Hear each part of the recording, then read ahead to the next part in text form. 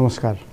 आदरणीय बुवा आमा, दिदीबहिनी तथा दाजुभाइहरू, म आज एक अत्यन्त संवेदनशील घडीमा तपाईहरू सामु उपस्थित भएको छु।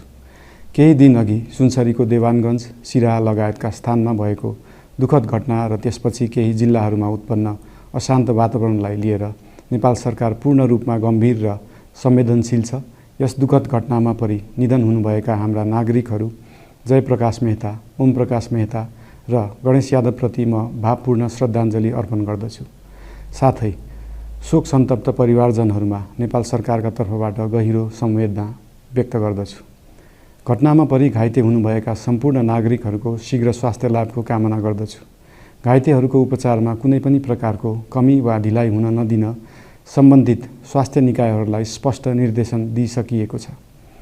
घटना भए लगत्तै सबै सुरक्षा निकायहरूले तत्काल घटनास्थलमा पुगेर परिस्थितिलाई सामान्य बनाउने, थप अप्रिय घटना हुन नदिने र शान्ति सुरक्षा कायम गर्ने प्रयास निरन्तर गरिरहेका छन्।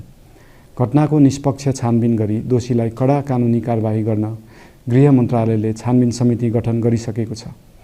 म सबैमा विश्वास दिलाउन चाहन्छु कि यो छानबिन पूर्ण रूपमा निष्पक्ष र पारदर्शी हुनेछ। घटनामा संलग्न दोषी जो कोही भए पनि कानुनी दायरामा ल्याउन सरकार प्रतिबद्ध छ। अवस्था थप नबिग्रियोस्, कुनै पनि नागरिकको जनधनको क्षति हुन नपाओस् र स्थानीय स्तरमा विश्वासको वातावरण बनोस् भन्नका लागि नेपाल सरकार निरन्तर क्रियाशील छ। परिस्थिति सामान्यीकरण गर्न केन्द्र स्तरमा सर्वदलीय बैठक आह्वान गरी गहन छलफल गरिएको छ। स्थानीय तहसम्मै जनप्रतिनिधि, नागरिक समाज, विभिन्न धार्मिक गुरुहरू, समुदायका अगुवा तथा सामाजिक व्यक्तित्वहरूसँग निरन्तर संवाद भइरहेको छ। स्थानीय स्थितिको प्रत्यक्ष अनुगमन गर्न, पीडित पक्षसँग संवाद गर्न र शान्ति सुरक्षालाई थप सुदृढ बनाउन गृहमन्त्री स्वयं सो स्थानमा पुगिसक्नु भएको छ। साथै देशको समग्र शान्ति सुरक्षाको अवस्थाबारे गम्भीर समीक्षा गर्न राष्ट्रिय सुरक्षा परिषदको बैठक बसी परिस्थिति अनुसारका आवश्यक निर्णयहरू समेत गरिसकिएको छ। यस्तो संवेदनशील घडीमा सामाजिक सञ्जाल वा अन्य माध्यमबाट असत्य, अपुष्ट सूचना, अफवाह, घृणा फैलाउने सामग्री वा समुदायबीच वैमनस्य बढाउने अभिव्यक्ति प्रचार प्रसार नगराउन अनुरोध गर्दछु।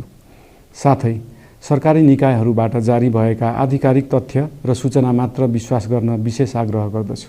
प्रत्येक नागरिकको जीवधनको रक्षा गर्नु, सामाजिक सद्भाव जोगाउनु र समाजमा शान्ति कायम राख्नु राज्यको सर्वोच्च र प्राथमिक दायित्व हो। आगामी दिनमा पनि राज्य थप सतर्क र संवेदनशील रहनेछ। प्रत्येक नागरिकको जीवन सुरक्षाका लागि सरकारका सम्पूर्ण संयन्त्रहरू अहोरात्र खटिनेछन्। शान्ति सुरक्षा भङ्ग गर्ने, अराजकता फैलाउने वा हाम्रो सदियौं पुरानो सामाजिक सद्भाव, सहिष्णुता